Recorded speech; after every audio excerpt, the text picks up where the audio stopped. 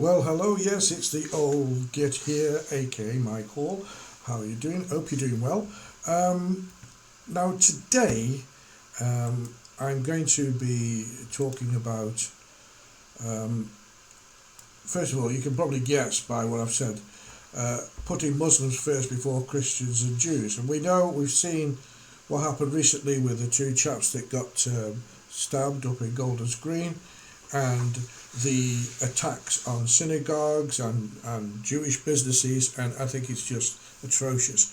Today, even to today's date, I don't know anybody that can tell me that what a Jew has done wrong. I don't think they've done anything wrong. I think they just want to get on with life. I mean, and the reason I put him up there because I completely hate this man. But there's one man who I hate worse than him. That's of course Mohammed Stasi Starmer, and the things he's done to put radical Islamists before British moderate and nice uh, Muslims and Christians and Jews. He puts the radicals first. And why do I say this? I say this because what he's done, it makes it easier for them to be a radical. I mean, ending the two-child cap, well, that's got a different thing altogether. But blasphemy law, support for cousin marriages, and promote Islamic schools, two-tier policing, and an IRGC-friendly party. As far as I'm concerned, he's doing everything the wrong way. And on top of that, not only is he pandering to these radical people, and we'll come to the people that are not radical soon, he's making an enemy of our our greatest ally, which is America. He's insulting them in many ways. He didn't let them use the bases. He's gone against them. He's standing up against. He's going out to European countries, holding summits and saying that he won't prescribe the IRGC, as I've said. He basically is out there and sort of kicking Donald Trump in the teeth by trying to formulate the European thing. He's a globalist. He wants to be the head of the big European new superpower, which it could never be because they're all broke and they're all doing the wrong thing. But never mind. But that's him, and that's why his picture's there like this. But what I'm going to do first is look at the Muslim world map. Now, it might not be too clear on there, but let me run you through it. As of 2026, the estimates there's approximately 2 billion Muslims in the world, making Islam the second largest and fastest growing major religion. Now, I've done all this before, but I need to remind you because things are getting to the point of no return right now. Constituting about 25 to 26% of the global population. So, that's quite a high and a substantial amount of people who identify as being Muslim. And the population is concentrated in Asia, Pacific, Africa, with over 60% in Asia and 20% in the Middle East and North Africa, which you can see there. Just as a matter of interest, Pakistan, 344 million combined, they have, that's their combined amount. The entire Middle East, North Africa region only has 317 million, so we know that we get a lot of the radical people that come in are from Pakistan, i.e. the grooming gangs, i.e. the guys, the radical terrorists, the guy that I think he was attacked, Abdaldi was his name. He attacked the Iranian embassy, didn't get far, and also people like Pintara, which I don't think I think he's from a Muslim country. He stabbed 11-year-old girl, but I might be wrong on that, so don't quote me. But you see what I mean. So what we've got here is a very large amount of people who identify as Muslim. But what you must understand, worldwide, out of the 2 billion Muslims, and these are the latest figures I could find, 25% of those hate Western culture. They don't believe there should be any other religion than Islam. And this equates in numbers to about 500 million Islamist radical Muslims. As you can see, 75% of the Muslim people are genuinely good people. They get on with their lives. Wherever they go, they try to fit in and make something. Plenty of good Muslims around. Just look around you. Look at your neighbours. Look at the people who've lived with you next door to you for 20 years. You'll see, especially in a lot of the northern towns, as we know. But it's this 25% that you should be worried about. But that's 25% worldwide, and that's 500 million Muslims who emphatically hate you, hate your culture. They either want to convert you or they want to kill you. I'm sorry, that's how it is. There's no if, buts and apologetic talk. That's how it is. We're talking about 500 million radical Muslims in the world. But the thing is, there's so many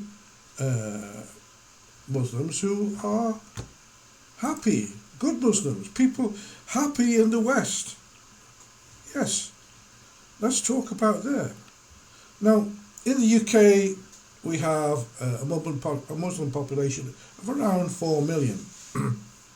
But then, working on the basis of 25% of Muslims hate us, and 75% are perfectly happy living in the West and following their religion, and to some extent, and living in and around our communities. I think that's foregone conclusion. They're here and they're here to stay, and they do.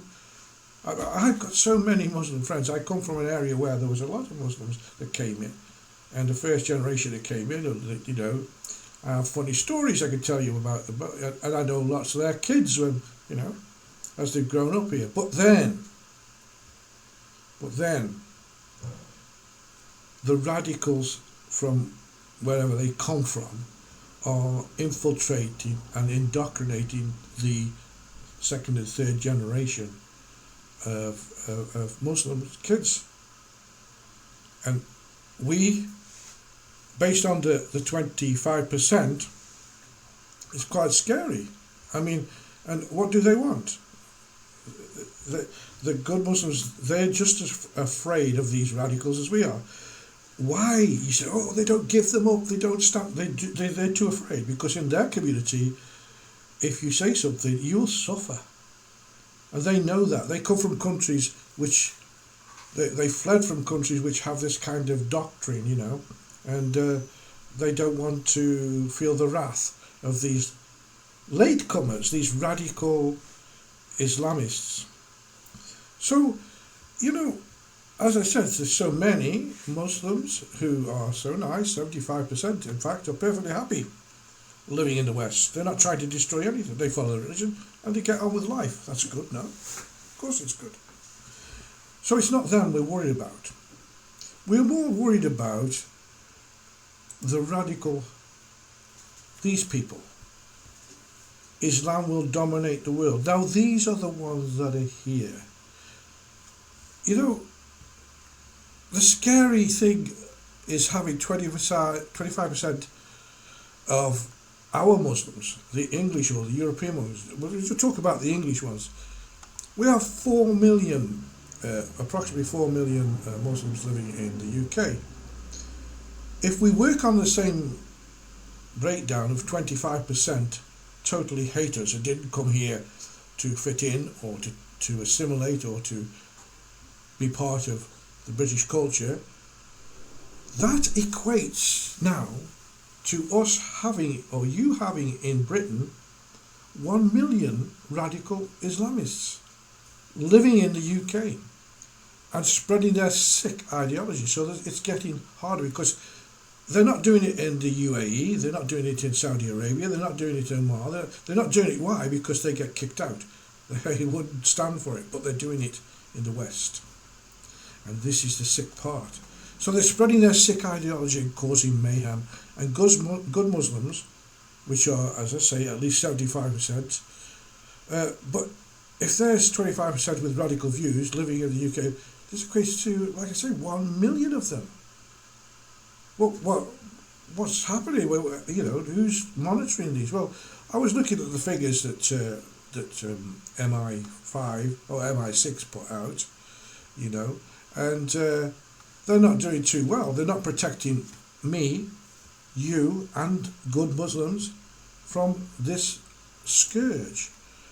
They estimate to be several thousand individuals in the UK who support violent extremism are engaged in Islamist extremist activity, according to the security assessment of MI5, MI6. I don't know which one it was, MI5 or MI6. I've checked the report, and that's roughly 75% of the security assets. We're not talking about people. The assets that they have to combat this infiltration of these horrible Islamists who are causing havoc in a country that just wants to. We welcome everybody. And you have to think on here as well that the only religion, and we have many religions being followed in the UK, that are causing us trouble or trying to take over or get more airtime than anybody else, that there's special dispensations for them to help them. But it's not the moderate Muslims asking for it. This is the idealist Islamist terrorists, that's what I call them. They are trying to manipulate our government. And as I said, our government has absolutely no backbone and only thinks about votes. Well, they're not going to get them this time. So the caseload is related to life services, which remains most significant terror threats in the UK. It's not the far right, because we don't really have a far right. You don't hear about it. They talk the far right up as being problematic. They're not, because 75% of the assets are going towards stopping Islamist threats. We're not getting anything happening from the far right at all. Now, the counter-terrorist police, there they are, the CTP, as you know, manage a risk of thousands of individuals, with approximately 7,000 people referred annually to PREVENT, which is the program that's supposed to de-radicalise people.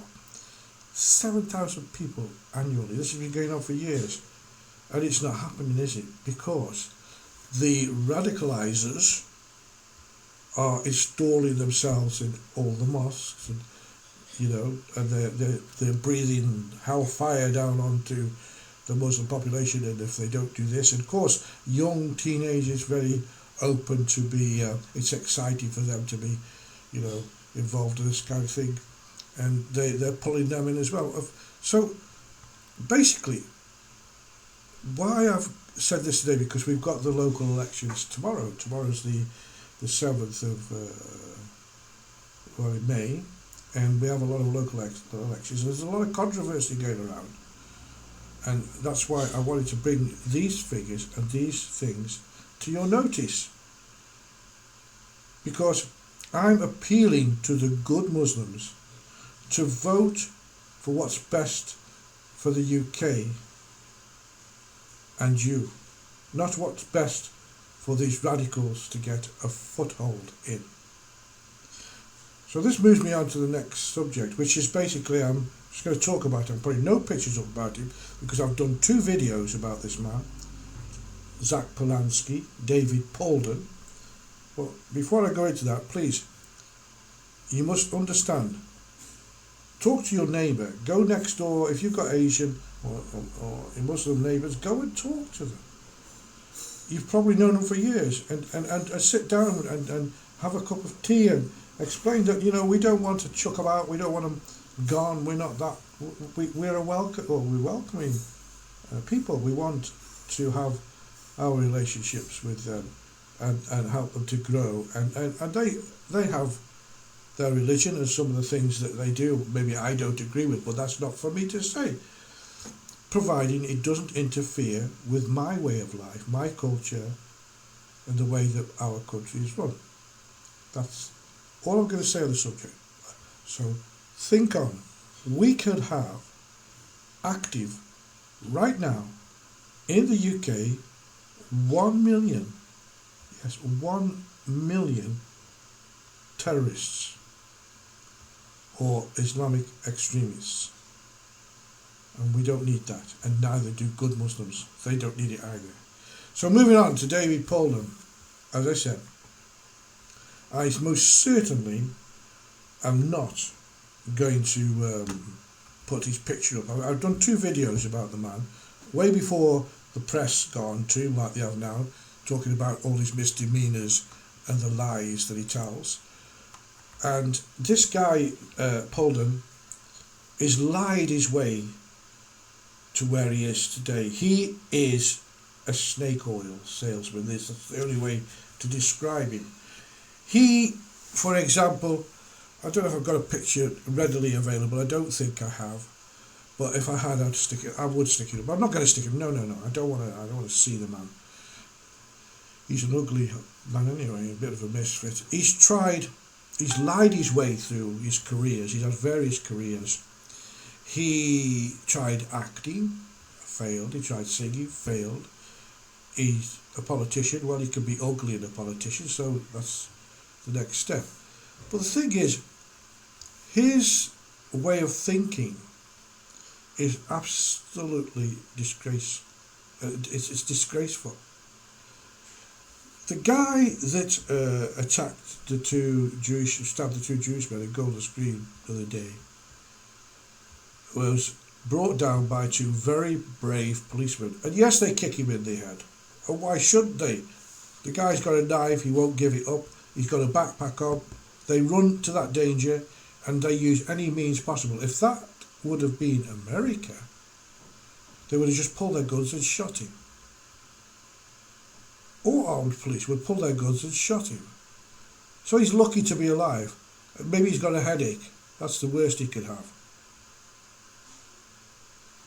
Then he comes out, David Polden, Zach Polanski comes out and says, oh, it was terrible, it was, that they didn't need to use that much force. Where are you coming from, you idiot?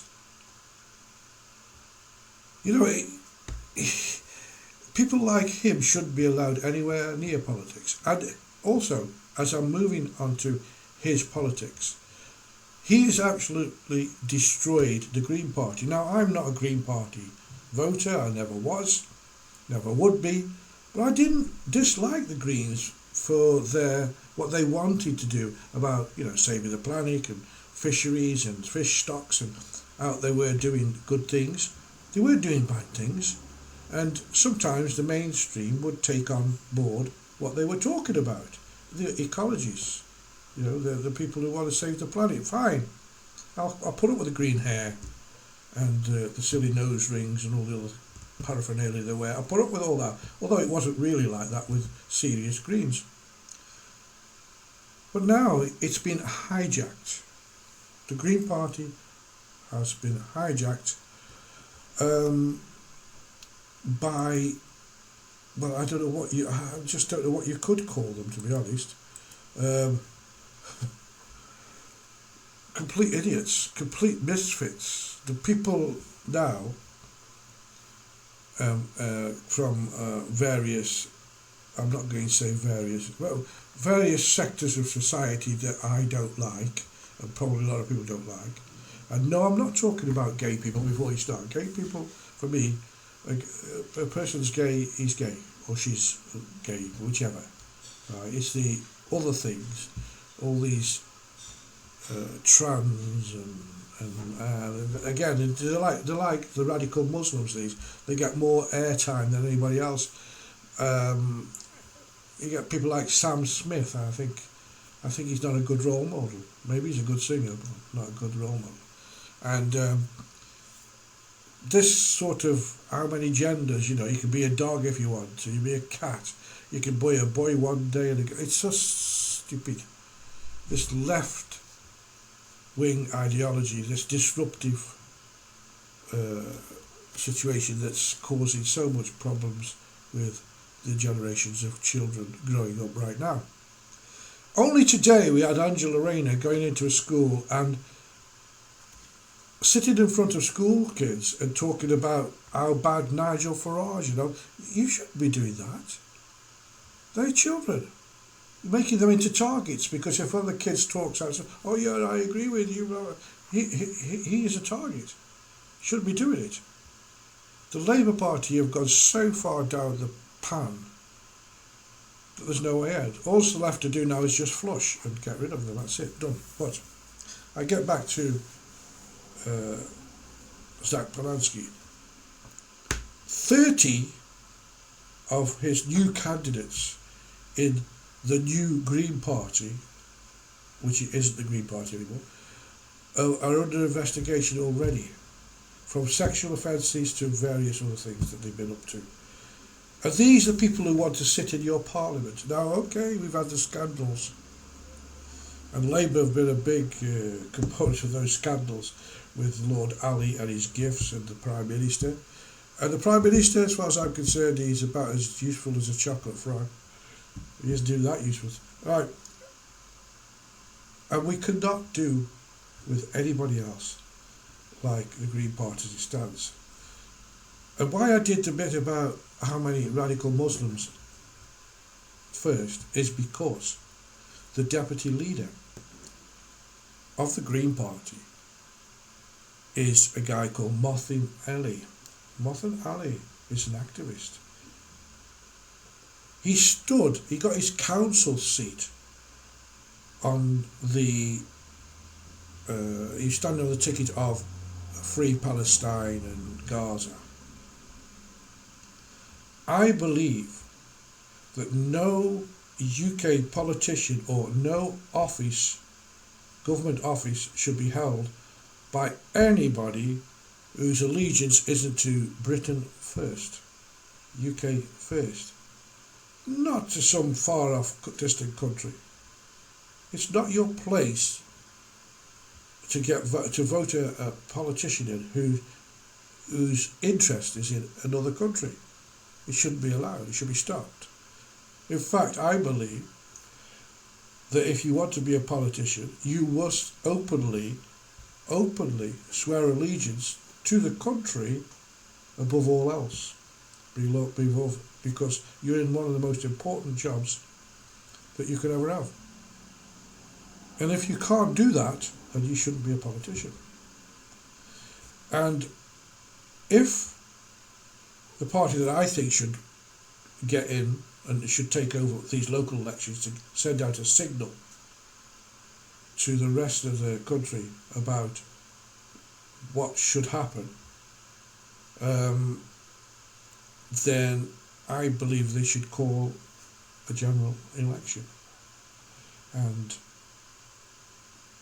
we'll see then if we get the party we require or get the government we require. I must say, living here in Spain, I've been watching every day. I'm old, so I can dedicate my time to see what's going on. And I've been reading in between the lines for ages.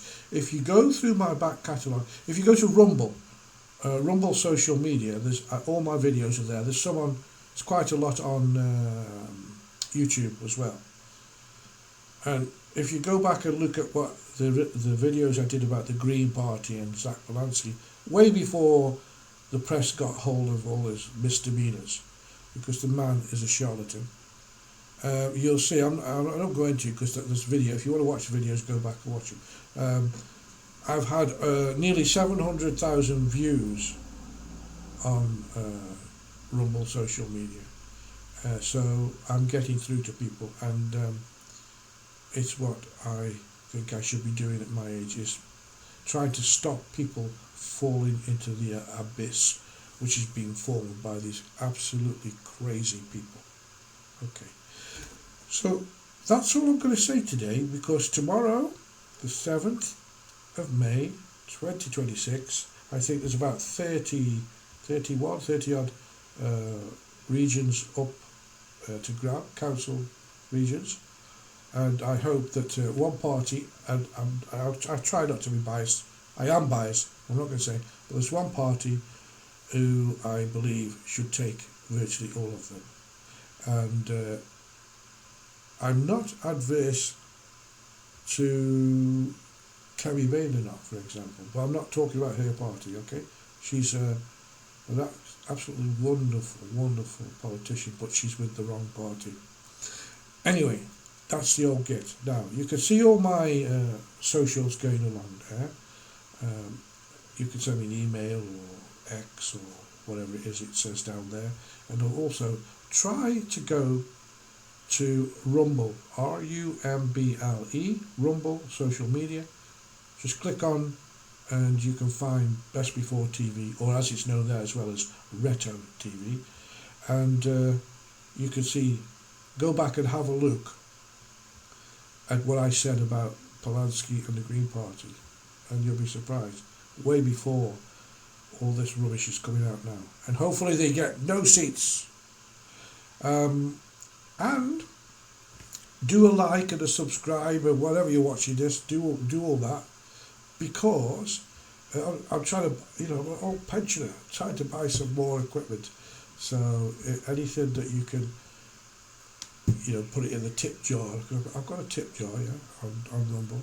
But anything you could dedicate for me, I'll be very grateful for, because I do it all myself, and sometimes I make some big mistakes because I'm pressing all the buttons and all the rest of it, and it gets a bit much sometimes. But don't worry, I'll never stop. And that makes you sad, I'll never stop. And I did get a comment the other day that my intro music was too long. Yes, it is long. The reason it's long is because whilst that's going, I'm doing stuff to get everything in line, so I need that bit of extra time. I don't want it to run for 2 minutes, but it does. Alright, so it's the old git. I've had my rant. Please think on, use your vote. Whatever you do tomorrow, whatever you're doing, please go to your local, if your council's up for grabs, go to the polling station and please make your vote and use it wisely. If you don't like any of the above, then just damage your ballot paper. I don't like the idea of you doing that, but you can. It shows that the people came out and voted, or not voted. Go out there. If you don't, and the catastrophe that I think could happen happens, sayonara the UK. And that would be really sad. So, it's the old git, aka Michael, saying thanks for listening. And now I'm going to play that horrible music that ends the show and starts the show, and hopefully you won't mind it being too long. Till the next time, stay safe, and I'll see you soon.